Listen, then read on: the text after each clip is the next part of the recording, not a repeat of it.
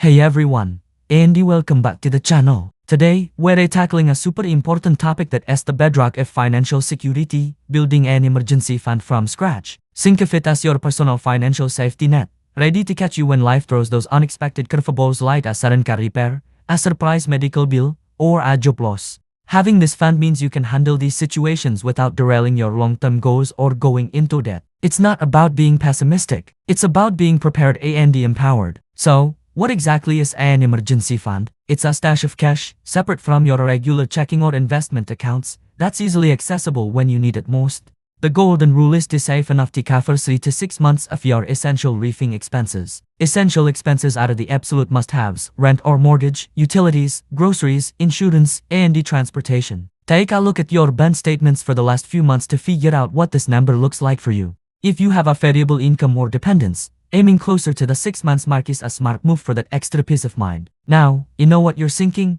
3 to 6 months, that sounds like a mountain of money. And it can feel that way at first. But remember, every journey starts with a single step. Don't let the big number scare you. The most important thing is to just start. Your first goal can be something much smaller and more manageable, like saving your first $1,000. This initial amount can cover most minor emergencies and give you a huge confidence boost to keep going. So, how do we actually start saving? The key is to make it automatic. Set up an automatic transfer from your checking account to a separate, high-yield savings account every payday. Even if it's just $20 or $50 to begin with, consistency is what builds momentum. The idea is to pay yourself first, treating your savings like any other non-negotiable bill. By automating it, you remove the temptation to spend that money. You'll be surprised how quickly those small, regular contributions add up over time. Where should you keep this money? You want it to be liquid, meaning you can get to it quickly but not so accessible that you'll dip into it for non-emergencies. A high-yield savings account is perfect for this. It's separate from your daily spending account,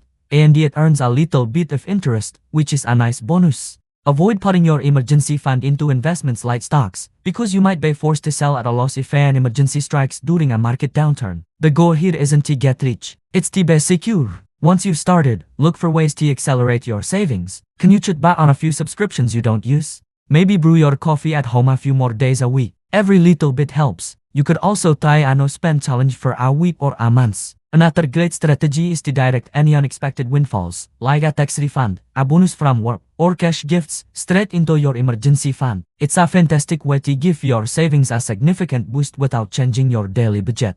Building an emergency fund is one of the kindest things you can do for your future self. It's a shield that protects you from stress and panic, allowing you to make clear-headed decisions when life gets messy. It's the foundation that allows you to take calculated risks, pursue your dreams, and build real, lasting wealth. You've got this. Start small, stay consistent, and celebrate your progress along the way. Thanks for watching today. If you found this helpful, give this video a like and hit that subscribe button for more tips on building a strong financial future. Let me know in the comments what your first savings goal is. See you in the next video.